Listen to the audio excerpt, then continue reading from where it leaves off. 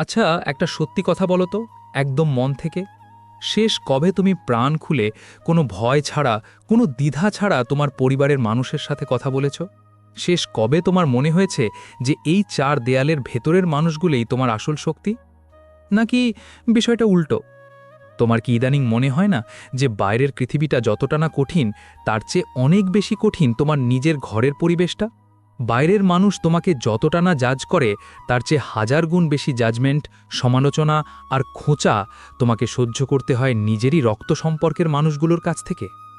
দেখ, ছোটবেলা থেকে আমাদেরকে একটা কথা খুব সুন্দর করে শেখানো হয়। আমাদের মগজে ঢুকিয়ে দেওয়া হয় যে রক্তের টান সবার আগে। ব্লাড ইজ থিকার দ্যান ওয়াটার, তাই না? আমরা এই বিশ্বাসটা নিয়েই বড় হই। আমরা ভাবি পুরো পৃথিবী যদি আমার বিপক্ষে চলে যায়, তবুও দিন শেষে বাড়ি ফিরলে আমি আমার বাবা, মা, ভাই বা বোনকে পাশে পাব। আমরা ভাবি আমার আত্মীয় স্বজন, আমার কাজিনরা, আমার চাচা মামারা, এরা তো আমারই অংশ। আমার ভালোতে এরা খুশি হবে, আমার খারাপে এরা আমাকে টেনে তুলবে। কিন্তু জীবন যখন আসল রূপ দেখাতে শুরু করে, তখন এই সাজানো গোছানো বিশ্বাসটা কাঁচের গ্লাসের মতো ভেঙে চুরমার হয়ে যায়। তুমি হয়তো এখন জীবনের এমন একটা স্টেজে আছো যেখানে তুমি এই নিষ্ঠুর সত্যটার মুখোমুখি হয়েছ। আর বিশ্বাস করো, আমি জানি এটা কতটা যন্ত্রণার। যখন বাইরের কোনো শত্রু তোমাকে আঘাত করে, সেটা গায়ে লাগে, কিন্তু হৃদয়ে লাগে না। কারণ তুমি জানো সে শত্রু, তুমি প্রস্তুত ছিলে। কিন্তু যখন পিঠে ছুরিটা মারে তোমার নিজের ভাই, যখন তোমার ব্যর্থতা নিয়ে সবচেয়ে বেশি হাসাহাসি করে তোমার নিজের কাজিনরা, যখন তোমার সম্পত্তির ভাগ নিয়ে তোমার সাথে প্রতারণা করে তোমার নিজের চাচার মতো কেউ, তখন আঘাতটা শরীরে লাগে না, আঘাতটা লাগে সোজা তোমার অস্তিত্বে। তখন মনে হয় পায়ের নিচের মাটিটা সরে যাচ্ছে। আজকে আমরা এই অন্ধকার বিষয়টা নিয়েই কথা বলবো। কোনো সুগার কোটে মোটিভেশন নয়, কোনো মিথ্যা সান্ত্বনা নয়। আজ আমরা কাঁটা ঘায়ে নুন ছিটিয়ে দেখব ইনফেকশনটা আসলে কতটা গভীর। কারণ চিকিৎসা করতে হলে আগে রোগটাকে স্বীকার করতে হয়। একটু ভেবে দেখতো, তোমার এই ডিপ্রেশন, তোমার এই অ্যাংজাইটি, তোমার এই যে রাতে ঘুম না হওয়া, এটার আসল উৎস কি? তুমি হয়তো ভাবছো কেরিয়ারের টেনশন, হয়তো ভাবছো টাকার অভাব। কিন্তু একটু গভীরভাবে চিন্তা করলে দেখবে, টাকার অভাব তোমাকে যতটা না কষ্ট দেয়, তার চেয়ে বেশি কষ্ট দেয় টাকার অভাবের কারণে তোমার আপন মানুষগুলোর বদলে যাওয়া রূপটা। তুমি যখন বেকার ছিলে, তখন যে অবহেলা তুমি তোমার ডাইনিং টেবিলে সহ্য করেছ, সেটা কি কোনো বাইরের মানুষ করেছে? না, সেটা করেছে তোমার আপনজন। আমাদের সমাজে একটা অদ্ভুত নিয়ম আছে। এখানে রক্তের সম্পর্ক মানেই ধরে নেওয়া হয় পবিত্র সম্পর্ক। কিন্তু বাস্তবতা কি তাই? তুমি কি এমন পরিবার দেখোনি যেখানে ভাই ভাইয়ের মুখ দেখে না? তুমি কি এমন ঘটনা শোনোনি যেখানে সামান্য কয়েক শতাংশ জমির জন্য ছেলে বাবাকে বৃদ্ধাশ্রম বা তার চেয়েও খারাপ অবস্থায় ফেলে এসেছে? দেখেছ, তুমি সব দেখেছ। কিন্তু সমস্যা হলো, যখন এই ঘটনাটা তোমার নিজের সাথে ঘটে, তখন তুমি সেটা মেনে নিতে পারো না। তোমার ব্রেইন সেটা প্রসেস করতে পারে না। তুমি শকড হয়ে যাও। তুমি নিজেকে প্রশ্ন করো, আমি তো ওদের জন্য এত করলাম, আমি তো নিজের শখ আহ্লাদ বিসর্জন দিয়ে ওদের মুখে হাসি ফোটানোর চেষ্টা করলাম, তাহলে ওরা আমার সাথে এমনটা কেন করল? এই কেন শব্দটাই তোমাকে কুড়ে কুড়ে খাচ্ছে। গভীর রাতে যখন চারপাশ নিস্তব্ধ হয়ে যায়, যখন তুমি বিছানায় শুয়ে সিলিং ফ্যানের দিকে তাকিয়ে থাকো, তখন এই চিন্তাগুলো তোমাকে ঘিরে ধরে। তুমি ভাবো, আমার ভুলটা কোথায় ছিল? শোনো, আমি তোমাকে একটা কঠিন সত্য বলি, তোমার ভুল একটাই ছিল। তুমি ভুল মানুষের কাছে সঠিক ভালোবাসা আশা করেছিলে। তুমি ভেবেছিলে যেহেতু শরীরে একই রক্ত বইছে, তাই তাদের চিন্তাভাবনাও তোমার মতোই হবে। তুমি ভেবেছিলে তারা তোমাকে বুঝবে। কিন্তু তুমি ভুলে গিয়েছিলে, রক্ত শুধু বায়োলজিক্যাল কানেকশন দেয়, ইমোশনাল কানেকশন দেয় না। মানুষের সাইকোলজি খুব অদ্ভুত। তুমি খেয়াল করে দেখবে, তোমার কাছের মানুষগুলো, বিশেষ করে আত্মীয় স্বজনরা, তোমার খুব বেশি উন্নতি যেমন সহ্য করতে পারে না, আবার তোমার খুব বেশি অবনতিও দেখতে চায় না। মানে তারা চায় তুমি ভালো থাকো, কিন্তু তাদের চেয়ে ভালো থেকো না। যখন তুমি তাদের চেয়ে একটু উপরে ওঠার চেষ্টা করবে, দেখবে সবার আগে তোমার পায়ে দড়ি পরিয়ে নিচে নামানোর চেষ্টা করবে কে? তোমার সেই আপন মানুষটা। তারা তোমাকে বলবে, তোর দ্বারা হবে না, এসব করে লাভ নেই, ঝুঁকি নিস না। তারা এমন ভাব দেখাবে যেন তারা তোমার ভালোর জন্যই বলছে, কিন্তু আদতে তারা ভয় পায়। তারা ভয় পায় যে তুমি যদি সফল হয়ে যাও, তাহলে তাদের ইগোতে লাগবে, তাদের নিচুতা ধরা পড়ে যাবে। আবার উল্টোটাও দেখো, যখন তুমি কোনো বিপদে পড়ো, ধরো তোমার ব্যবসা লস হলো বা তুমি চাকরিটা হারালে, তখন দেখবে এই মানুষগুলোই সবার আগে তোমাকে জাজমেন্টের কাঠগড়ায় দাঁড় করাবে। আমি তো আগেই বলেছিলাম, ও তো কথাই শোনে না, ওর তো বুদ্ধিশুদ্ধি নেই। এই কথাগুলো কি পরিচিত মনে হচ্ছে? হ্যাঁ, এগুলো তাদেরই কথা যাদেরকে তুমি একসময় নিজের ঢাল মনে করতে। এই যে দ্বিমুখী আচরণ, এই যে সামনে এক আর পেছনে আর এক, এটা তোমাকে মানসিকভাবে পঙ্গু করে দিচ্ছে। তুমি কনফিউজড হয়ে যাচ্ছ, তুমি বুঝতে পারছো না কাকে বিশ্বাস করবে। আর সবচেয়ে ভয়াবহ কি জানো? এই যুদ্ধটা তোমাকে একাই লড়তে হয়। বাইরের শত্রুর সাথে লড়াই করলে তুমি ঘরে এসে শান্তি পাও, পরিবারের কাছে নালিশ করতে পারো। কিন্তু শত্রু যখন ঘরের ভেতরে, তখন তুমি নালিশ করবে কার কাছে? তুমি যখন তোমার মা বা বাবার বিরুদ্ধে কিংবা ভাই বোনের বিরুদ্ধে কাউকে কিছু বলতে যাও, সমাজ উল্টো তোমাকেই খারাপ বলে। সমাজ বলে, ছি, নিজের পরিবারের নামে কেউ এমন কথা বলে। ব্যাস, তুমি চুপ হয়ে যাও। তোমার ভেতরের কান্নাটা ভেতরেই গুমড়ে মরে। এই যে একটা সাইলেন্ট টর্চার, এই যে একটা অদৃশ্য শেকড়, এটা তোমাকে তিলে তিলে শেষ করে দিচ্ছে। তুমি হয়তো এখন ভাবছো, তাহলে কি আমি সম্পর্ক শেষ করে দেব? আমি কি স্বার্থপর হয়ে যাব? দেখ, সম্পর্ক শেষ করা বা স্বার্থপর হওয়া পরের বিষয়। আগে তোমাকে বুঝতে হবে তুমি কার সাথে ডিল করছো। তুমি কি এমন কারো সাথে ডিল করছো যে ভুলবশত তোমাকে কষ্ট দিয়েছে, নাকি এমন কারো সাথে যে জেনে বুঝেই তোমাকে ম্যানিপুলেট করছে? পার্থক্যটা বুঝতে হবে। কিছু আত্মীয় আছে যারা বিষাক্ত। বিষ যেমন শরীরে থাকলে মৃত্যু নিশ্চিত, তেমনি এই বিষাক্ত মানুষগুলো তোমার আশেপাশে থাকলে তোমার স্বপ্নের মৃত্যু নিশ্চিত, তোমার মানসিক শান্তির মৃত্যু নিশ্চিত। তুমি হয়তো খেয়াল করেছো, কিছু ফ্যামিলি গ্যাদারিং বা দাওয়াতে গেলে তোমার দম বন্ধ হয়ে আসে। তুমি সেখানে যাও, হাসো, কথা বলো, কিন্তু তোমার ভেতরে একটা অস্বস্তি কাজ করে। তুমি জানো এই হাসি মুখগুলোর আড়ালে এক একটা হিংস্র নেকড়ে লুকিয়ে আছে। তুমি জানো তুমি এই ঘর থেকে বের হওয়ার সাথে সাথেই তোমাকে নিয়ে গসিপ শুরু হবে, তোমাকে নিয়ে ব্যবচ্ছেদ করা হবে। তোমার বেতন কত, তোমার বউ দেখতে কেমন, তোমার বাচ্চারা কেন রেজাল্ট ভালো করছে না, তোমার জামাটা কেন পুরনো, সব কিছু নিয়ে তারা আলোচনা করবে। আর এই আলোচনাটা ভালো জায়গা থেকে নয়, তোমাকে ছোট করার জায়গা থেকে। এই যে একটা পরিবেশ যেখানে তোমাকে প্রতিনিয়ত প্রমাণ করতে হয় যে আমি যোগ্য, আমি ভালো আছি, এটা কি তোমাকে ক্লান্ত করে দিচ্ছে না? তুমি কি হাঁপিয়ে ওঠোনি? অবশ্যই উঠেছ, এবং এটাই স্বাভাবিক, কারণ মানুষ রোবট নয়। তুমি যতই নিজেকে শক্ত দেখানোর চেষ্টা করো, দিন শেষে তুমিও একটু প্রশংসা চাও, একটু সাপোর্ট চাও। আর যখন সেটা নিজের রক্তের মানুষের কাছ থেকে পাওয়া যায় না, তখন মনে হয় পুরো জীবনটাই একটা মিথ্যা। তোমার মনে হতে পারে আমার কপালটাই খারাপ, কিন্তু ভাই, বিশ্বাস কর, এটা শুধু তোমার গল্প নয়। এই শহরের প্রতিটি জানালায় যদি কান পাতো, দেখবে হাজারো ঘরে একই আগুনের ধোঁয়া বেরোচ্ছে। হাজারো মানুষ তোমার মতোই মাঝরাতে বালিশ ভিজিয়ে ভাবছে, যাদের জন্য জীবনটা দিলাম তারা আমাকে কি দিল। তুমি একা নও, তোমার এই যন্ত্রণাটা ইউনিক নয়, কিন্তু তোমার লড়াইটা ইউনিক, কারণ এটা তোমার জীবন।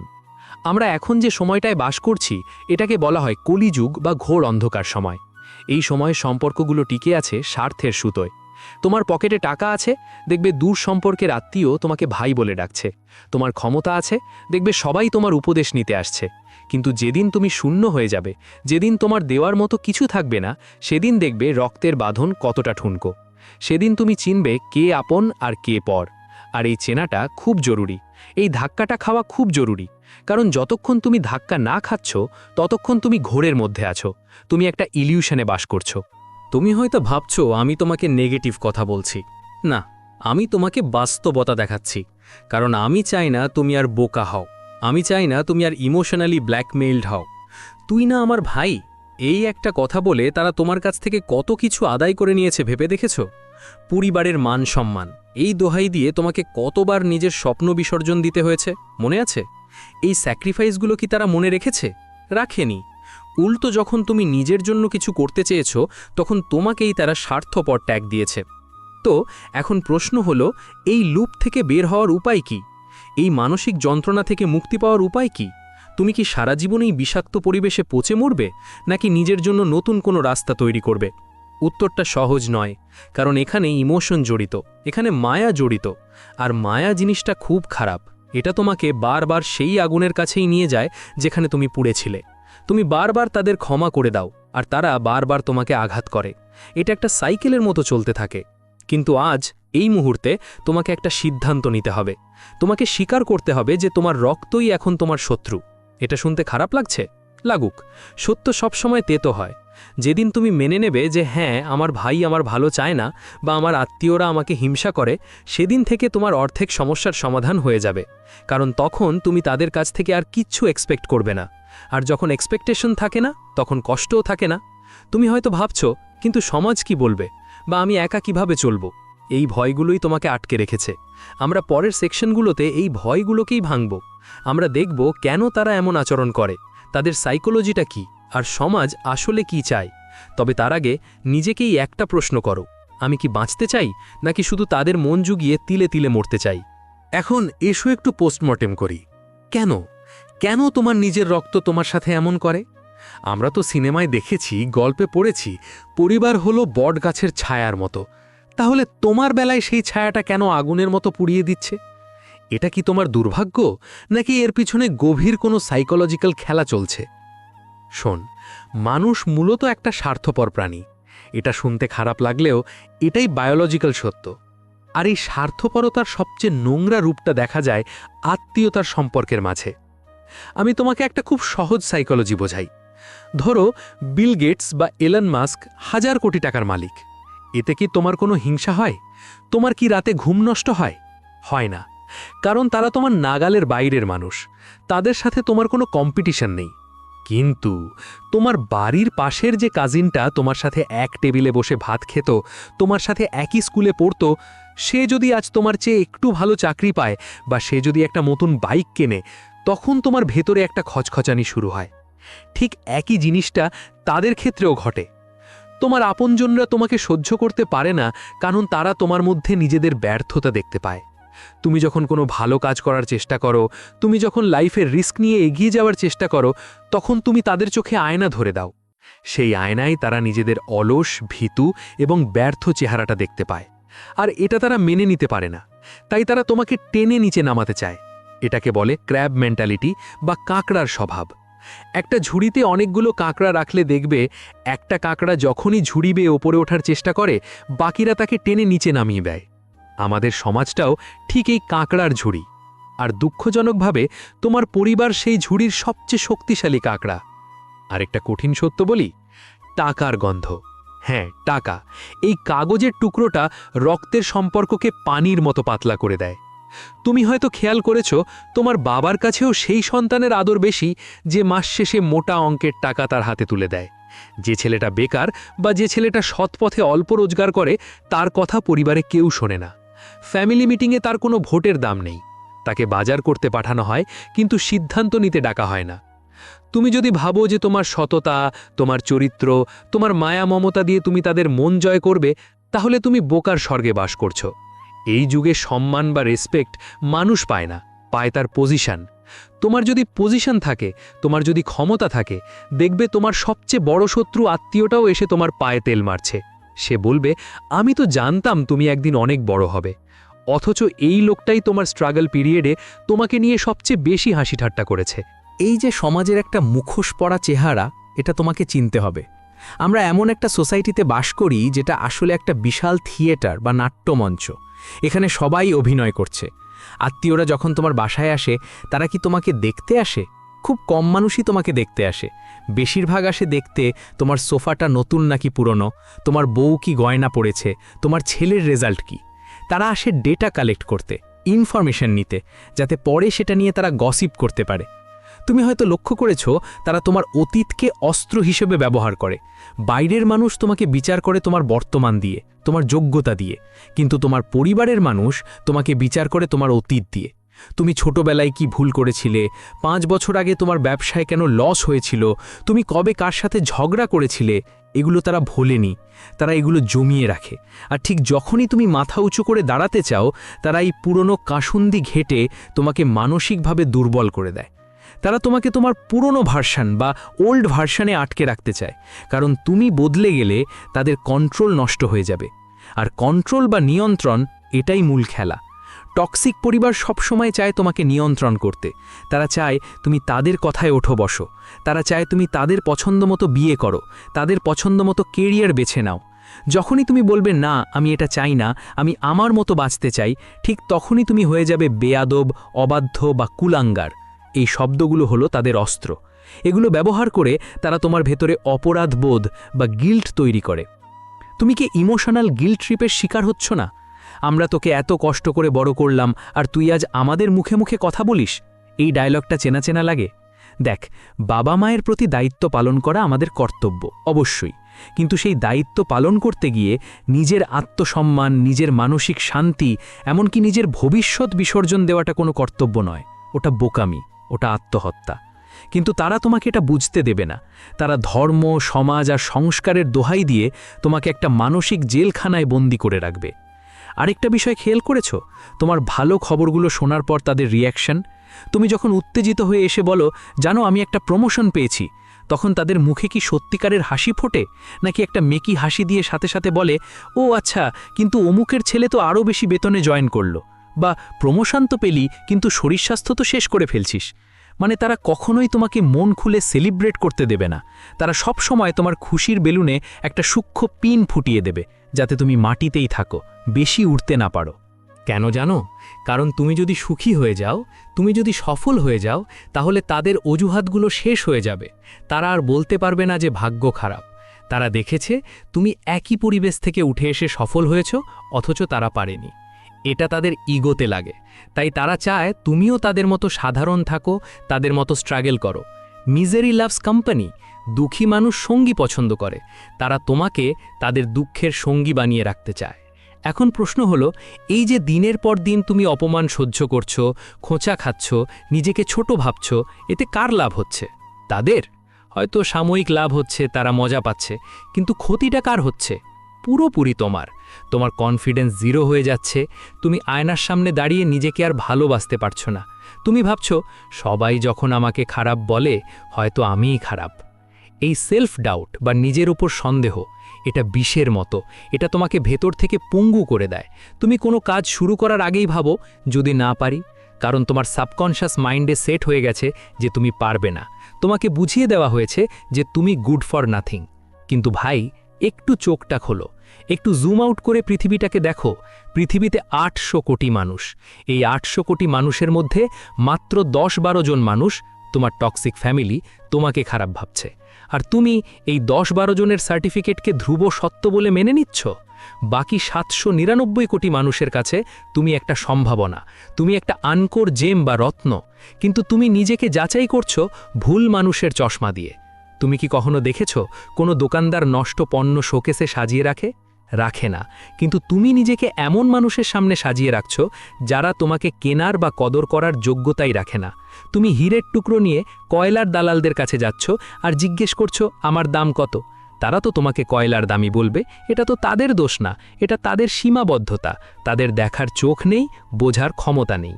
তোমার সমস্যা হলো, তুমি সব সময় গুড বয় বা গুড গার্ল হয়ে থাকতে চেয়েছো। তুমি চেয়েছো সবাই তোমাকে ভালো বলুক। তুমি চেয়েছো সবাই তোমাকে বাহবা দিক। আর এই মানুষের খুশি করার রোগ বা পিপল প্লিজিং মেন্টালিটি তোমাকে আজ এই ধ্বংসের মুখে এনে দাঁড় করিয়েছে। তুমি নিজেকে জ্বালিয়ে অন্যদের আলো দিতে গিয়েছো। এখন তুমি ছাই হয়ে গেছো। আর তারা বলছে আলোটা বেশিক্ষণ থাকলো না কেন? সময় এসেছে এই নাটকটা বোঝার। সময় এসেছে স্টেজ থেকে নেমে আসার। তারা তোমাকে যে রোল বা চরিত্রটা প্লে করতে বলছে, সেই বলির পাঠার চরিত্রটা প্লে করা বন্ধ করার সময় এসেছে। তোমাকে বুঝতে হবে তুমি এই পৃথিবীতে কারো মন জোগাতে আসোনি। তুমি এখানে এসেছিলে নিজের একটা আইডেন্টিটি তৈরি করতে, নিজের স্রষ্টাকে চিনতে এবং নিজের সর্বোচ্চ পোটেনশিয়াল এক্সপ্লোর করতে। তুমি হয়তো ভাবছো, কিন্তু ভাই আমি তো একা হয়ে যাব। শোন, ভুল মানুষের ভিড়ে থাকার চেয়ে একা থাকা 1000 গুণ ভালো। সিংহের দল হয় না, সিংহ একা চলে, ভেড়ার পাল থাকে। তুমি যদি সিংহ হতে চাও, তোমাকে একাকিত্বকে ভয় পেলে চলবে না, বরং এই একাকিত্বই হবে তোমার সবচেয়ে বড় শক্তি। এখন তুমি হয়তো বলবে, সব বুঝলাম, কিন্তু এখন আমি কি করব? কাল সকাল থেকে আমার আচরণ কেমন হবে? আমি কি ঝগড়া করব? আমি কি বাড়ি ছেড়ে দেব? না, হুট করে কোনো ইমোশনাল সিদ্ধান্ত নেওয়া যাবে না। ইমোশন দিয়ে যুদ্ধ জয় করা যায় না। যুদ্ধ জয় করতে হয় স্ট্র্যাটেজি বা কৌশল দিয়ে। আর সেই কৌশলটা হলো সাইলেন্স বা নীরবতা, এবং নিজেকে এমন এক উচ্চতায় নিয়ে যাওয়া যেখানে তাদের ঢিল ছোড়া দূরত্ব আর কাজ করবে না। পরের সেকশানে আমরা ঠিক এই ব্লুপ্রিন্টটা নিয়েই কথা বলবো। কিভাবে তুমি নিজেকে ট্রান্সফর্ম করবে, কিভাবে তুমি এই বিষাক্ত পরিবেশ থেকেও নিজের সাম্রাজ্য গড়ে তুলবে, কিভাবে তুমি আধ্যাত্মিক এবং মানসিকভাবে এমন এক জায়গায় পৌঁছাবে যেখানে এই মানুষগুলো তোমাকে আর স্পর্শও করতে পারবে না। প্রস্তুত তো সেই পরিবর্তনের জন্য? কারণ পথটা সহজ নয়, কিন্তু গন্তব্যটা খুব সুন্দর। আচ্ছা, সমস্যা তো অনেক শুনলে। রোগটা কি সেটা ডায়াগনোসিস করা শেষ। এখন সময় সার্জারির, এখন সময় অ্যাকশনের। কারণ তুমি যদি শুধু সমস্যা জেনেই বসে থাকো আর ভাবো ইস আমার জীবনটা এমন কেন, তাহলে তুমি সারা জীবন ভিকটিম হয়েই থেকে যাবে। আর আমি চাই না তুমি ভিকটিম হয়ে থাকো, আমি চাই তুমি ভিক্টর বা বিজয়ী হও। এখন আমি তোমাকে কিছু কঠিন এবং প্র্যাকটিক্যাল স্টেপ বলবো। এই কথাগুলো তোমার ইগোতে লাগতে পারে, তোমার আলস্যে আঘাত করতে পারে, কিন্তু বিশ্বাস করো এই কড়কড়ে ওষুধটাই এখন তোমার দরকার। এই নরক থেকে বের হতে হলে তোমাকে সাধারণ মানুষের মতো চিন্তা করলে চলবে না। তোমাকে হতে হবে একজন যোদ্ধার মতো, তোমাকে হতে হবে একজন স্ট্র্যাটেজিস্ট বা রণকৌশলবিদ। প্রথম ধাপ, ইমোশনাল ডিট্যাচমেন্ট বা আবেগীয় বিচ্ছিন্নতা। সবচেয়ে বড় ভুল যেটা তুমি করছো সেটা হলো তুমি এখনও তাদের কাছে ভালোবাসা ভিক্ষা করছো। তুমি এখনও মনে মনে আশা করছো যে একদিন তারা বুঝবে, একদিন তারা এসে তোমাকে সরি বলবে। শোন, এই আশাটা আজ এই মুহূর্তে কবর দিয়ে দাও। Dead, finish. তোমাকে ইমোশনাল সুইচ অফ করতে হবে। তোমার রক্ত যখন শত্রু, তখন তাদের সাথে ডিল করার একমাত্র উপায় হলো তাদের অদৃশ্য করে দেওয়া। তারা তোমার সামনে থাকবে, কথা বলবে, চিৎকার করবে, অপমান করবে, কিন্তু তুমি রিয়্যাক্ট করবে না। রিয়াকশন না দেওয়াটাই হলো দুনিয়ার সবচেয়ে বড় পাওয়ার। ধরো তোমার ভাই তোমাকে একটা কটু কথা বলল। আগে তুমি কি করতে? তুমি প্রতিবাদ করতে, তর্ক করতে, কান্না করতে। এতে কি হতো? সে মজা পেত, সে বুঝতো যে তার কথা তোমার গায়ে লেগেছে, সে কন্ট্রোলটা নিজের হাতে রাখত। কিন্তু আজ থেকে তুমি কি করবে? সে যখনই কটু কথা বলবে, তুমি তার চোখের দিকে তাকাবে, একটু মুচকি হাসবে এবং চুপ করে থাকবে। কোনো উত্তর দেবে না, কোনো তর্কে যাবে না। যখন তুমি তর্কে জড়াও না, তখন তুমি তাদের কনফিউজড করে দাও। তারা ভাবে, কিরে ও কিছু বলছে না কেন, ওর কি গায়ে লাগছে না? এই নীরবতা বা সাইলেন্স তাদের পাগল করে দেবে। মনে রাখবে, তুমি তাদের আচরণ নিয়ন্ত্রণ করতে পারবে না, কিন্তু সেই আচরণে তুমি কিভাবে সাড়া দেবে সেটা 100% তোমার নিয়ন্ত্রণে। আজ থেকে নিজেকে একটা পাথর বা পাহাড়ের মতো মনে করো। ঝড় আসবে, বৃষ্টি আসবে, কিন্তু পাহাড় নড়বে না। তাদের কথাগুলো তোমার কানে ঢুকবে, কিন্তু হৃদয়ে পৌঁছাবে না। দ্বিতীয় ধাপ, গোপনীয়তা বা সিক্রেসি। তোমার জীবনের সবচেয়ে বড় শত্রু হলো তোমার খোলা মুখ। তুমি একটু ভালো কিছু করলেই দৌড়ে গিয়ে তাদের বলে দাও, জানো মা, আমি একটা নতুন বিজনেস প্ল্যান করছি, বা ভালিয়া আমি বিদেশে যাওয়ার চেষ্টা করছি। আর ব্যাস, কাজটা হওয়ার আগেই ভেস্তে যায়। কেন জানো? কারণ নজর বা ইভিল আই সত্য, আর তার চেয়েও বড় সত্য হলো তাদের নেগেটিভ ভাইবস। আজ থেকে তোমার জীবন হবে একটা ব্ল্যাক বক্সের মতো। তুমি কি করছো, কোথায় যাচ্ছ, কার সাথে মিশছো, তোমার পকেটে কত টাকা আছে, এসব কাকপক্ষীয় যেন না জানে। বিশেষ করে তোমার পরিবারের টক্সিক মেম্বাররা। তারা জানবে তুমি কিছু একটা করছো, কিন্তু কি করছো সেটা তারা বুঝতে পারবে না। তাদেরকে বিভ্রান্ত বা কনফিউজড রাখো। তারা জিজ্ঞেস করলে বলো, এই তো চলছে কোনো মতে। নিজেকে একটু বোকা, একটু নিরীহ সাজিয়ে রাখো। বুদ্ধিমান মানুষরা নিজেদের বুদ্ধির প্রদর্শনী করে না। তুমি কাজ করবে মাটির নিচে, নিঃশব্দে। তোমার সফলতা যখন শব্দ করবে, তখন তারা এমনিতেই জেনে যাবে। তার আগে একটা শব্দও না। মনে রেখো, তোমার প্ল্যান যত গোপন, তোমার জয়ের সম্ভাবনা তত বেশি। তৃতীয় ধাপ, আর্থিক স্বাধীনতা বা ফিনান্সিয়াল ইন্ডিপেন্ডেন্স। এবার আসি সবচেয়ে তিতকুটে সত্য কথায়। তোমার পরিবারে তোমার সম্মান নেই, কেন জানো? কারণ তোমার পকেটে টাকা নেই। শুনতে খারাপ লাগছে? লাগুক, এটাই বাস্তবতা। মধ্যবিত্ত বা নিম্ন মধ্যবিত্ত পরিবারে টাকাই হলো দ্বিতীয় ঈশ্বর। যার টাকা আছে তার 7 খুন মাফ, আর যার টাকা নেই তার পান থেকে চুন খসলেই দোষ। তাই তুমি যদি এখনও বাবার হোটেলে খাও বা ভাইয়ের দয়ায় বেঁচে থাকো, তাহলে অপমান সহ্য করা ছাড়া তোমার কোনো গতি নেই। কারণ যার নুন খাবে তার গুণ গাইতে হবে, এটা সমাজ মেনে চলে। তাই তোমার প্রথম এবং প্রধান ফোকাস হওয়া উচিত টাকা কামানো। যেভাবেই হোক, সৎ পথে তোমাকে স্বাবলম্বী হতে হবে। যদি তুমি স্টুডেন্ট হও, টিউশনি করাও। যদি তুমি বেকার হও, ছোটখাটো যে কাজ পাও তাই করো। লজ্জা পাবে না। নিজের টাকায় কেনা সস্তা ভাটের স্বাদ অন্যের দয়ায় খাওয়া বিরিয়ানির চেয়ে অনেক বেশি সুস্বাদু। টাকা তোমাকে শুধু খাবার দেবে না, টাকা তোমাকে অপশন দেবে, টাকা তোমাকে ক্ষমতা দেবে। যখন তোমার নিজের ইনকাম থাকবে, তখন তুমি সিদ্ধান্ত নিতে পারবে। তখন তুমি চাইলে আলাদা বাসা নিয়ে থাকতে পারবে। তখন তুমি তাদের চোখের দিকে তাকিয়ে কথা বলতে পারবে। মনে রেখো, টক্সিক মানুষরা পরজীবী বা প্যারাসাইটের মতো। তারা দুর্বল পোষক দেহ খোঁজে। যখন তুমি আর্থিকভাবে শক্তিশালী হবে তখন তারা তোমাকে ঘাঁটানোর সাহস পাবে না। উল্টো দেখবে তারাই তোমার কাছে এসে টাকার জন্য হাত পাচ্ছে। তখন কন্ট্রোলটা থাকবে তোমার হাতে। তুমি ডিসাইড করবে তুমি তাদের সাহায্য করবে কিনা। তাই আজ থেকে ফালতু আড্ডা, সোশ্যাল মিডিয়া স্ক্রোলিং আর ডিপ্রেশনে সময় নষ্ট করা বন্ধ করো। দিনে 14-16 ঘন্টা খাটো। নিজেকে এমন একটা মেশিনে পরিণত করো যার কাজ শুধু ভ্যালু প্রডিউস করা। তোমার রাগ, তোমার অভিমান, তোমার জেদ সব কিছুকে জ্বালানি বানিয়ে কাজে লাগাও। দেখিয়ে দাও যে তুমি কি করতে পারো। চতুর্থ ধাপ, বাউন্ডারি বা সীমানা নির্ধারণ। তোমাকে না বলা শিখতে হবে। আমরা অনেক সময় ভাবি না বললে সম্পর্ক নষ্ট হয়ে যাবে। আরে ভাই, যে সম্পর্ক তোমাকে কষ্ট দেয় সেটা নষ্ট হলেও বাকি। তোমাকে বাউন্ডারি সেট করতে হবে। ধরো তোমার আত্মীয়রা তোমাকে কোনো একটা ফ্যামিলি ফাংশনে ডাকলো যেখানে তুমি যেতে চাও না। সরাসরি বলো, আমার কাজ আছে, আমি যেতে পারবো না। কোনো মিথ্যে অজুহাত দেবে না, কোনো ব্যাখ্যা দেবে না, জাস্ট না। প্রথম তারা রাগ করবে, তোমাকে অহংকারী বলবে, বলতে দাও। যখন তুমি নিজের সিদ্ধান্তে অটল থাকবে তখন তারা বুঝবে যে তোমাকে আর আগের মতো ম্যানিপুলেট করা যায় না। তোমার ব্যক্তিগত স্পেসে কাউকে ঢুকতে দেবে না। তোমার রুম, তোমার ফোন, তোমার ডায়েরি এগুলো তোমার একান্ত ব্যক্তিগত। এখানে কেউ নাক গলালে কড়াভাবে নিষেধ করবে। মনে রাখবে, তুমি মানুষকে যতটুকু অ্যালাউ করবে তারা ঠিক ততটুকুই তোমার ঘাড়ে চাপবে। তুমি যদি পাপোশ হয়ে থাকো সবাই তোমার গায়ের উপর পা মুছে চলে যাবে। মেরুদণ্ড সোজা করে দাঁড়াও। পঞ্চম ধাপ, স্পিরিচুয়ালিটি বা আধ্যাত্মিক সংযোগ। এই লড়াইটা খুব একাকিত্বের। তুমি যখন নিজেকে বদলাবে তখন তুমি খুব একা অনুভব করবে।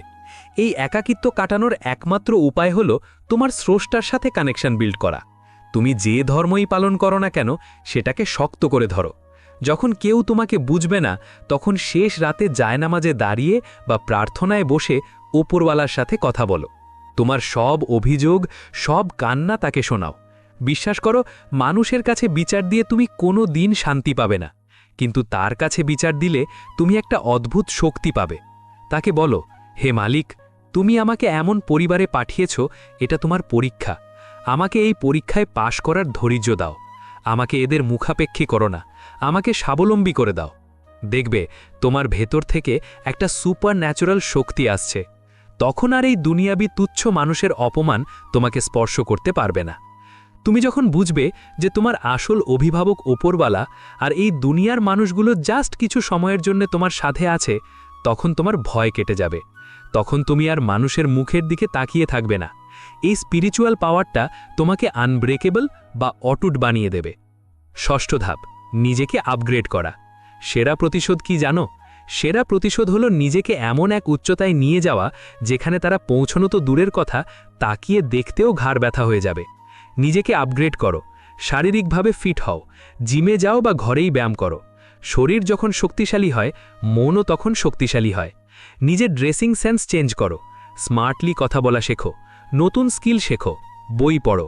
নিজেকে এমনভাবে তৈরি করো যেন 5 বছর পর তোমার আত্মীয়রা তোমাকে দেখে চিনতেই না পারে। তারা যেন ফিসফিস করে বলে, আরে এটা সেই ছেলেটা, মেয়েটা। বিশ্বাসই হয় না।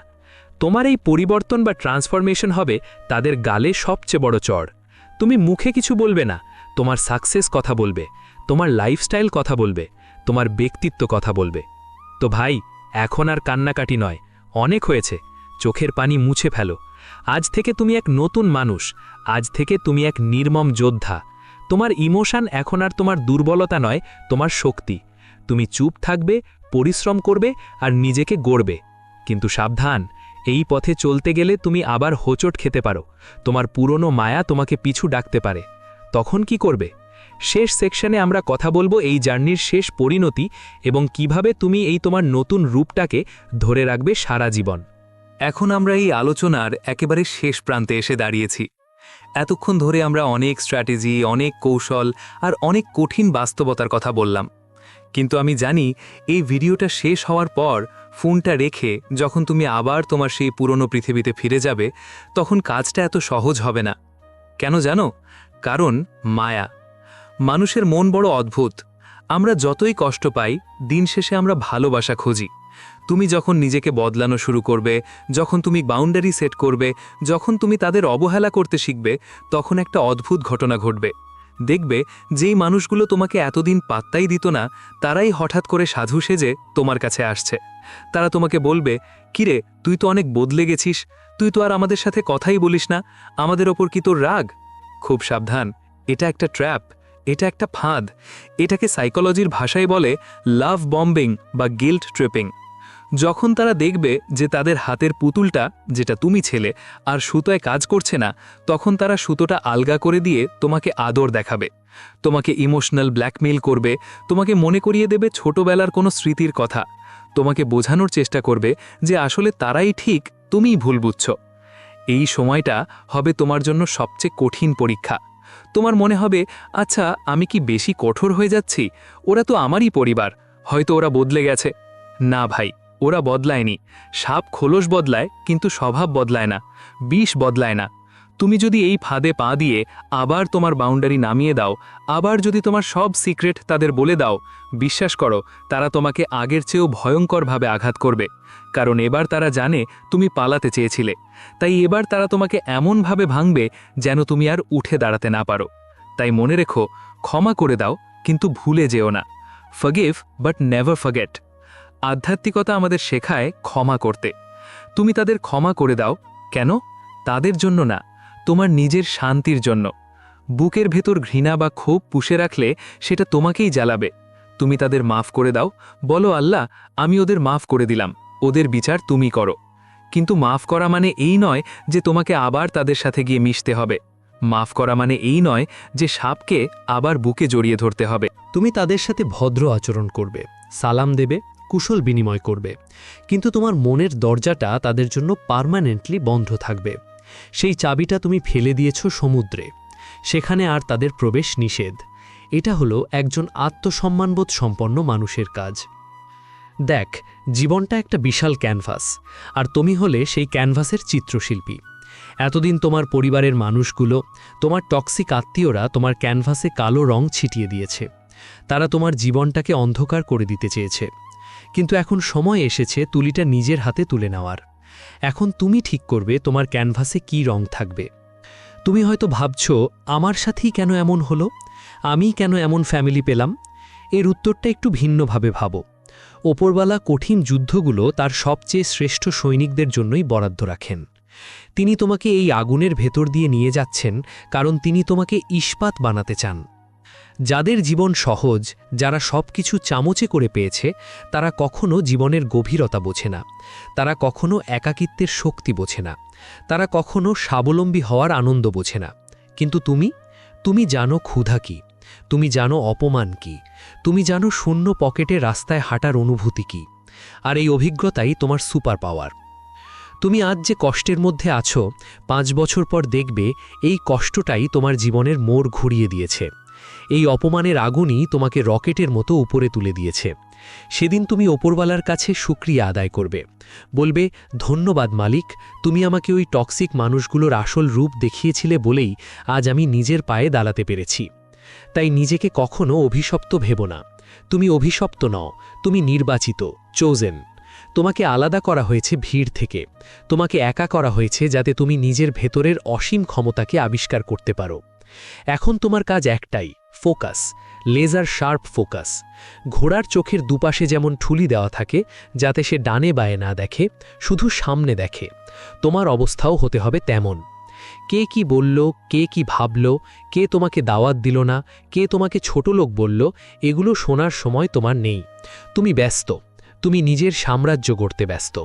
তোমার এই জার্নিতে তুমি অনেক বন্ধু হারাবে, অনেক আত্মীয় তোমাকে ভুল বুঝবে, সমাজ তোমাকে স্বার্থপর, অহংকারী, পাগল বলবে। বলতে দাও। মনে রেখো, ইতিহাস পাগলরাই লেখে, আর সাধারণ মানুষ শুধু সেটা পড়ে। তুমি ইতিহাস লিখতে এসেছো, পড়তে আসনি। দিন শেষে যখন তুমি সফল হবে, যখন তোমার নিজের একটা সুন্দর শান্তিময় জগৎ তৈরি হবে, তখন দেখবে তোমার সেই একাকিত্ব আর কষ্ট দিচ্ছে না। তখন তুমি আয়নার সামনে দাঁড়িয়ে নিজের চোখের দিকে তাকিয়ে বুক ফুলিয়ে বলতে পারবে, আমি হারিনি। ওরা আমাকে ভাঙতে চেয়েছিল, কিন্তু আমি সেই ভাঙা টুকরোগুলো দিয়ে নিজেকে নতুন করে গড়েছি। আর সেই বিজয়ের স্বাদ, সেই স্বাদ পৃথিবীর যে কোনো কিছুর চেয়ে মিষ্টি। সেই শান্তির তুলনা হয় না। তাই ওঠো, চোখের পানি মোছো, অনেক কেঁদেছ, আর না, এখন সময় কাজ করার, এখন সময় জবাব দেওয়ার, তবে মুখে নয়, কাজে। তোমার সাফল্যই হবে তাদের মুখে সবচেয়ে বড় থাপ্পড়, তোমার ভালো থাকাই হবে তাদের জন্য সবচেয়ে বড় শাস্তি। আজকের এই ভিডিওটা যদি তোমার জীবনের গল্পের সাথে মিলে যায়, যদি আমার কথাগুলো তোমার হৃদয়ে একটুও সাহস যোগাতে পারে, তাহলে আমি বুঝব আমার পরিশ্রম সার্থক। তুমি একা নও বন্ধু, আমরা যারা এই বাস্তবতার সাথে লড়াই করছি, আমরা সবাই এক একটা যোদ্ধা, আমরা একটা ট্রাইব, সাইলেন্ট ওয়ারিয়ার্স। যদি তুমি কথা দাও যে আজ থেকে তুমি আর দুর্বল হবে না, আজ থেকে তুমি নিজের জন্য বাঁচবে, তাহলে কমেন্ট বক্সে একটা কথা লিখে যেও। শুধু লিখবে, আমি হারব না, আই উইল নট লুজ। আমি দেখতে চাই কতজন আসল যোদ্ধা আমার সাথে শেষ পর্যন্ত ছিল। দেখা হবে বিজয়ের মঞ্চে। নিজের খেয়াল রেখো, আর মনে রেখো, তুমি তোমার ভাবনার চেয়েও অনেক বেশি শক্তিশালী। বিদায়।